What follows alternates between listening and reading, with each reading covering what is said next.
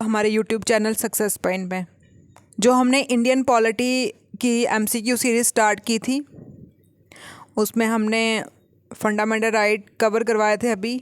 तो आज जो हमारा लेक्चर रहेगा डीपीएसपी का रहेगा, ठीक है। इसके हम एमसीक्यू डिस्कस करेंगे।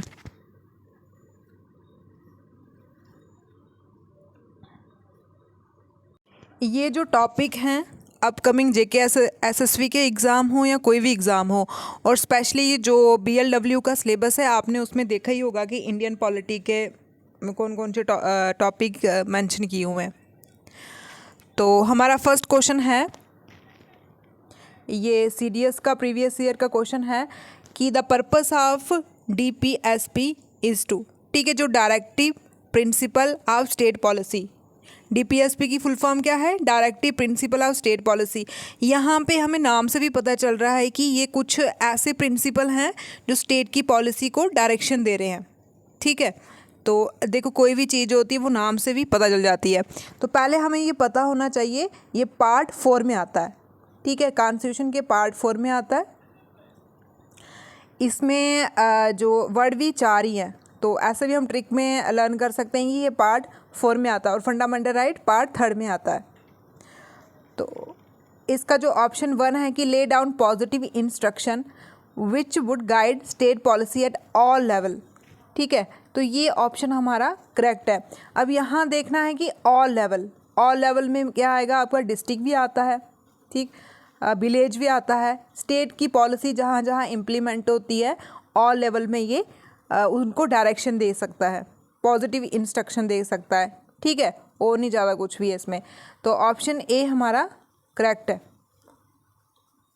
नेक्स्ट क्वेश्चन जो हमारा, ये सीपीयू एसआई का एग्ज़ाम का क्वेश्चन है।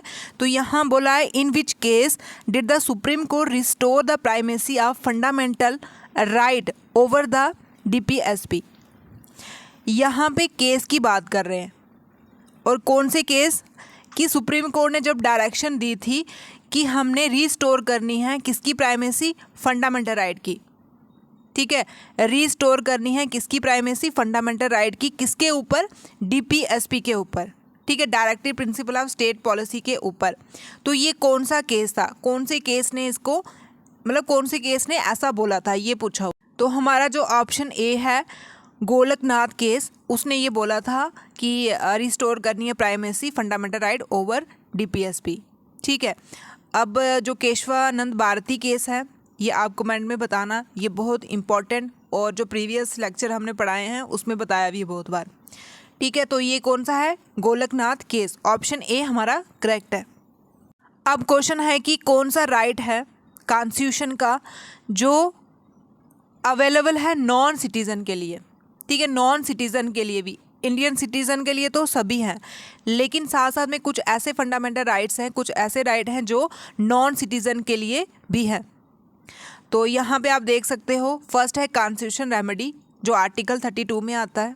ये रिट है तो ये होगा ही नहीं, ठीक है, आप कॉमन सेंस भी लगा लोगे, इसमें ये हो ही नहीं सकता। उसके बाद सेकेंड है freedom to move and settle in any part of the country, ठीक, ये भी नहीं है। और फ्रीडम टू एक्वायर प्रॉपर्टी, ये भी नहीं है। कौन सा है, फ्रीडम टू स्पीच, ठीक है, फ्रीडम टू स्पीच, इसमें भी कुछ रिस्ट्रिक्शंस होती हैं, ठीक है। तो हमारा जो करेक्ट ऑप्शन है वो ऑप्शन बी हमारा करेक्ट है। फ्रीडम टू स्पीच जो है वो राइट टू फ्रीडम में आता है, ठीक है, जो हमारा फ्रीडम वाला राइट है उसमें आता है, जो आर्टिकल 19 में मेंशन किया है। ऐसा कौन सा राइट है हमारे कॉन्स्टिट्यूशन में, ठीक है। अब यहाँ पे देखना कि बहुत इंपॉर्टेंट क्वेश्चन है, ऐसा कौन सा राइट है हमारे कॉन्स्टिट्यूशन में जो फंडामेंटल राइट भी है और ह्यूमन राइट भी है, ठीक। जो फंडामेंटल राइट होते हैं एक बेसिक राइट, ठीक है, जो इंडिविजुअल को प्रोटेक्ट करते हैं, जो स्टेट को लिमिट करते हैं, ऐसे ही ह्यूमन राइट भी होते हैं। अब ह्यूमन राइट भी क्या करते हैं, वो ह्यूमन को, ठीक है, वो ह्यूमन स्टेट को इतना लिमिट नहीं करते। तो इसमें बोला हुआ है कि ऐसा कौन सा राइट है जो दोनों है, ठीक। तो ये है राइट टू एजुकेशन, ठीक है, राइट टू एजुकेशन, जो ह्यूमन राइट में भी आता है और फंडामेंटल राइट में भी आता है। वेरी इंपॉर्टेंट क्वेश्चन है ये, right to education, option C हमारा करेक्ट है। अब इन्होंने बोला है कि इनमें से कौन सी हमारे कॉन्स्टिट्यूशन के हिसाब से, इनमें से कौन सी फंडामेंटल ड्यूटी नहीं है, ठीक है। अब ड्यूटी की बात कर रहे हैं तो ड्यूटी कौन सी नहीं है। पहला नंबर फंडामेंटल ड्यूटी जो है वो अमेंडमेंट करके आई थी, ठीक है। 42 अमेंडमेंट किया था। स्वर्ण सिंह कमेटी बैठी थी उस टाइम, इंदिरा गांधी की गवर्नमेंट थी, तो उन्होंने बोला कि हमें कुछ ड्यूटी चाहिए, मतलब वो भी एक नॉन इन्फोर्सेबल है, ठीक है। इंस्ट्रक्ट किया है कि ड्यूटी है, अब कोई उसको वायलेट करे तो हम कोर्ट में नहीं जा सकते हैं, ठीक है। तो ये किस में आती है, पार्ट 4 ए में। अमेंडमेंट करके आई है तो अमेंडमेंट में ABC लगता ही है, तो 4 ए में आती है। तो अब पूछा है कि इसमें से कौन सी फंडामेंटल ड्यूटी नहीं है। पहला है कि डिवेल्प साइंटिफिक टेम्पर, ठीक है, ये तो है, ये हमारी ड्यूटी है, डिवेल्प करना है साइंटिफिक टेम्पर, और सेफगार्ड करनी है पब्लिक प्रॉपर्टी। जो पब्लिक प्रॉपर्टी होती है जैसे रेस्टोरेंट हो गए, पार्क हो गया, रेस्टोरेंट तो नहीं, पार्क हो गया, हॉस्पिटल्स हो गए, उनको हमने सेफगार्ड करना, ये भी हमारी ड्यूटी है, ठीक है। और कॉन्स्टिट्यूशन और रिस्पेक्ट करनी है आइडल की। आइडल जैसे हमारे महात्मा गांधी हो गए, ठीक है, पंडित जवाहरलाल नेहरू हो गए, कोई भी जो आइडल होते हैं जिनकी हम रिस्पेक्ट करते हैं, फ्रीडम फाइटर हो गए, ठीक है, उनकी हमने रिस्पेक्ट करनी है, अपने कॉन्स्टिट्यूशन की रिस्पेक्ट करनी है, ये ड्यूटी है। लेकिन यहाँ बोला है कि to vote in public election, ठीक है, जो पब्लिक इलेक्शंस होती है उसमें हम जो वोट देते हैं वो हमारा एक फंडामेंटल ड्यूटी में नहीं आता है वो, ठीक है, वो फंडामेंटल ड्यूटी में नहीं आता है। ऑप्शन ए हमारा करेक्ट। अब है government is a federal or unitary on the basis of relation, ठीक है। आपको पता है कि हमारी जो इंडिया की गवर्नमेंट है वो फेडरल भी है और यूनिटरी भी है, ठीक है। तो वो किसके बेसिस पे, कैसा ऐसा रिलेशन है कि वो दोनों हैं उसमें, तो वो स्टेट और सेंटर, ठीक है, स्टेट और सेंटर। आपने देखा होगा कि सेंटर में राष्ट्रपति का रूल, प्रधानमंत्री का रूल होता है, और स्टेट में भी जो CM वगैरह होते हैं उनका रूल होता है। तो ऑप्शन बी हमारा करेक्ट है, यही जो करेक्टरिस्टिक है वो सूटेबल। अब जो नेक्स्ट क्वेश्चन है ये स्टेटमेंट वाइज पूछा है। अब पूछा है कि कौन सी स्टेटमेंट करेक्ट है, ठीक है। जो स्टेटमेंट वाइज क्वेश्चन होते हैं उसमें से बहुत से क्वेश्चन निकलते हैं, उसको ध्यान से पढ़ना होता है। और आजकल मोस्टली जो एग्ज़ाम हो रहे हैं उसमें स्टेटमेंट, असर्शन, रीजनिंग वाले क्वेश्चन ऐसे पूछ रहे हैं, फैक्चुअल जहाँ सीधे सीधे क्वेश्चन नहीं पूछ रहे हैं, तो कंसेप्चुअल पूछ रहे हैं। तो यहाँ पे फर्स्ट क्वेश्चन है कि territory of unit of India federation में भी चेंज, अल्टर का मतलब होता है change, by parliament bye simple majority, ठीक है। जो हमारी टेरिटरी है, टेरिटरी पहले पता होना चाहिए कि टेरिटरी में क्या क्या आता है। टेरिटरी में जो हमने प्रॉपर्टी एक्वायर की है, जो कंट्री एक्वायर की हुई है वो भी आती है, ठीक है। यूनियन में सिर्फ स्टेट्स आती हैं और टेरिटरी में यूनियन टेरिटरी भी आती है। तो उसको जब हमने चेंज करना हो तो पार्लियामेंट में सिंपल मेजोरिटी से, होता कहाँ है, पार्लियामेंट करता है और सिंपल मेजोरिटी से। फर्स्ट ऑप्शन ये है और ये ऑप्शन बिल्कुल करेक्ट है, ठीक है। उसके बाद हमारा आता है कि second, the consent of state legislature is necessary before parliament redistribute it's territory. अब यहाँ पे देखो ये स्ट्रॉन्ग वर्ड दिख रहा है कि नेसेसरी, जरूरी है ना, नेसेसरी। तो ये हमारा जहाँ पे नेसेसरी हो, मस्ट हो, ओनली हो, ऑल हो, ये एक स्ट्रॉन्ग वर्ड होते हैं, वहाँ पे थोड़ा उसको ज़्यादा फोकस करना पड़ता है, ठीक है। तो ये हमारा करेक्ट नहीं है। थर्ड है कि the president recommendation is necessary for introduction in a parliament a bill of redistributing territory of any state. ये बिल्कुल सही है कि राष्ट्रपति की जो रिकमेंडेशन होती है वो नेसेसरी होती है, ठीक है, वो ज़रूरी होती है, किसके लिए, जब टेरिटरी को हम रीडिस्ट्रीब्यूट कर रहे होते हैं, ठीक, राष्ट्रपति की जरूरी होती है, ये भी ध्यान देना। ये हमारा ऑप्शन करेक्ट हो जाता है। फर्स्ट और थर्ड करेक्ट हो गया। अब देख सकते हो ऑप्शन में डी वाला हमारा करेक्ट आ जाता है। फोर्थ भी हम पढ़ लेते हैं। President must receive the state opinion before recommending a bill on change the name of state. बोल रहे हैं कि राष्ट्रपति को स्टेट की ओपिनियन लेनी चाहिए जब उसने स्टेट का नाम चेंज करना हो या कुछ भी करना, उससे पहले उसने स्टेट की ओपिनियन लेनी चाहिए। ऐसा कोई ज़रूरी नहीं है, ठीक है। तो आप इसको गलत कर सकते हो। ऑप्शन 1 और 3 हमारा करेक्ट हो जाता, ऑप्शन डी हमारा करेक्ट। अब है कि जो इक्वलिटी बिफोर लॉ है, ठीक, ये आर्टिकल 14 में आता है। इन्होंने बोला हुआ है कि जो equality before law Indian constitution में है, लेकिन वो कुछ केसेस में एक्सेप्शन है, ठीक है, कुछ केसेस में वो क्या एक्सेप्शन है। ये किसके लिए है, राष्ट्रपति और गवर्नर के लिए, ठीक है, राष्ट्रपति और गवर्नर के लिए एक्सेप्शन है, ठीक। तो ऑप्शन ए हमारा करेक्ट है। अब क्वेश्चन है कि freedom of speech and expression, ठीक है, जो हमारा आर्टिकल 19 है freedom of speech and expression constitution में, तो उसमें कुछ रिस्ट्रिक्शन है, तो वो कौन कौन सी ग्राउंड है, ठीक है, कौन कौन सी ग्राउंड में वो रिस्ट्रिक्ट करता है, ये पूछा हुआ है इन्होंने। पहला है कि डिफेमेशन, उसमें भी रिस्ट्रिक्ट करता है। डिफेमेशन अभी आपने केस देखा भी होगा राहुल गांधी का, ठीक है, उसमें भी कौन सा उनको केस लगा था, डिफेमेशन, ठीक है, किसी के मतलब किसी को किसी पर्सनालिटी के ऊपर कुछ बात कह देना, डिफेमेशन, ठीक है, ये भी रिस्ट्रिक्ट करता है। और उसके बाद कंटेम्प्ट ऑफ कोर्ट, ठीक, कोर्ट वाला तो करते ही है। उसके बाद है प्रोटेक्ट शेड्यूल ट्राइब, ये ऐसा कुछ नहीं है। Friendly relation with foreign state, जैसे हमने फॉरेन स्टेट के साथ रिलेशन बनाने, अभी कनाडा का ही आपने सिस्टम देखा होगा, तो ये ऑप्शन 1, 2, 3 ये फ्रीडम ऑफ स्पीच की जो एक्सप्रेशन है उसमें रिस्ट्रिक्ट है, ठीक है, हम ऐसा नहीं कर सकते। अब हमें राइट मिला हुआ है तो हम इन चीज़ों को वायलेट नहीं कर सकते हैं, ये बोला है, ऑप्शन डी हमारा करेक्ट है।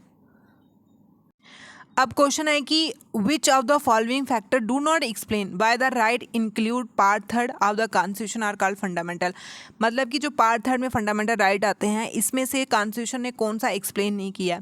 पहला नंबर तो आपको पता होना चाहिए कि इंडिया का कॉन्स्टिट्यूशन बहुत लेंथी है, तो उसमें हर चीज़ ऐसे एक्सप्लेन नहीं की हुई है, ठीक है, अगर डिफाइन बोले, एक्सप्लेन बोले तो उसको मोस्टली वो इनकरेक्ट ही होगा, लेकिन कुछ कुछ हैं चीज़ें, ठीक।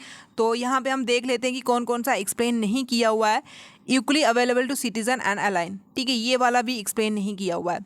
सुपीरियर टू ऑर्डिनरी लॉ, ये किया हुआ है, ठीक है, तो ये हम नहीं लगा सकेंगे। तो fundamental for governing the country, ये भी दे आर नॉट एब्सोल्यूट, ठीक है, दे आर नॉट एब्सोल्यूट, ये भी डिफाइन नहीं किया हुआ है। बोला हुआ है कि एब्सोल्यूट है बट डिफाइन नहीं किया। एब्सोल्यूट में भी कुछ रिस्ट्रिक्शन आ जाती है, तो ऑप्शन हमारा सी करेक्ट है। अब बोला है कि the fundamental right deleted by the amendment act, ये बहुत बार क्वेश्चन करवा दिया, इसको आप खुद लगा देना, ठीक है, कमेंट में बता देना कि कौन सा क्वेश्चन है। अब ये है कि fundamental rights is not correct, ठीक है, नॉट करेक्ट पूछा हुआ है, ये ध्यान देना है। अब बोला है कि some of this right are not available to armed force, ठीक है, not available to armed force, some right, कुछ राइट जो होते हैं वो आर्म्ड फोर्स के लिए अवेलेबल नहीं हैं, ठीक। सेकेंड है कि they are automatically suspend when any emergency is proclaim by राष्ट्रपति, जब एमरजेंसी लगती है तो कुछ जो आर्टिकल होते हैं वो सस्पेंड हो जाते हैं, कौन करता है उसको, राष्ट्रपति, लेकिन ये ऑटोमेटिकली सस्पेंड नहीं होते। ये ऑटोमेटिकली सस्पेंड कैसे होंगे, इसके लिए भी राष्ट्रपति से सलाह लेनी पड़ती है, तो ऑप्शन सेकेंड हमारा गलत है। थर्ड है president alone can decide modify the application to armed force, ये भी गलत है। जो आर्म्ड फोर्स आर्टिकल 33 में दिया हुआ है वो सिर्फ राष्ट्रपति अलोन, राष्ट्रपति अकेला नहीं डिसाइड करता, उसके लिए पार्लियामेंट की भी नीड होती है, ठीक है, और मिनिस्टर की भी। They can't be amend as they form a basic feature of the constitution, अब बोला है कि कांट बी अमेंड, ठीक है, अब ऐसा भी कुछ नहीं है, अमेंड हम कर सकते हैं, ठीक है। अब आर्टिकल 368 है वो स्पेशली कॉन्स्टिट्यूशन अमेंडमेंट भी आता है, उसके लिए भी एक अलग प्रोसीडिंग है। तो आपका ऑप्शन सेकंड, थर्ड और फोर्थ ये वाला हमारा करेक्ट, तो ये कहाँ पे आ रहा है, बी वाला ऑप्शन करेक्ट हो जाता है। यहाँ पे देखो क्या बोला है कि जब एमरजेंसी लगती है, 3 टाइप की एमरजेंसी होती है, नेशनल, प्रेसिडेंट रूल बोलो या स्टेट एमरजेंसी और फाइनेंशियल एमरजेंसी। जब वो लगती है तो बोल रहे हैं कि जो आर्टिकल होते हैं वो ऑटोमेटिकली सस्पेंड हो जाते हैं या फिर वो ऑटोमेटिकली सस्पेंड हो जाती है, ऐसा कुछ भी नहीं है, ठीक। सेकंड है कि जब आर्म्ड फोर्स लगाना होता है कि राष्ट्रपति को इकलौते राष्ट्रपति ही डिसाइड कर सकता है, ऐसा भी नहीं है, ठीक। तो आपका ऑप्शन बी करेक्ट है। Separation of A judiciary from executive is enjoy, ठीक है, किस में बताया हुआ है कि जुडिशरी और एग्जीक्यूटिव अलग अलग हैं, सेपरेट है, तो ये आर्टिकल 15 में आता है और डीपीएसपी में आता है, ठीक है, डीपीएसपी में आता है, आर्टिकल 15 में आता है, ऑप्शन बी हमारा करेक्ट है। कौन से आर्टिकल में बोला हुआ है डीपीएसपी के कि free and compulsory education for children 6 to up to 14 year, ठीक है, यहाँ पे अप टू 14 ईयर है। जो हमारा फंडामेंटल राइट है वो 6 to 14 है, लेकिन जो डीपीएसपी है उसमें बोला हुआ है कि 6 to अप टू 0 से लेके 14, मतलब 0 से लेके 6 तक हमने अर्ली चाइल्ड केयर करवानी है, ठीक है, ऐसे केयर करवानी है बच्चों की, और 6 से 14 तक हमने क्या करवाना है, बच्चों को एजुकेशन देनी है, ठीक है। तो डीपीएसपी में 0 से 14 तक है और फंडामेंटल राइट में 6 से 14, ये याद रखना। और कौन से आर्टिकल में मेंशन है? आर्टिकल 45, ठीक है, आर्टिकल 45, ऑप्शन ए हमारा करेक्ट है। ये हमारे थे कुछ DPSP के question, directory principal of state policy के क्वेश्चन। अगर फ्रेंड्स आपको अच्छा लगे तो अपने फ्रेंड के साथ भी शेयर कर दिया करो, और कोई और सजेशन होगी तो कमेंट में बताना। Thank you.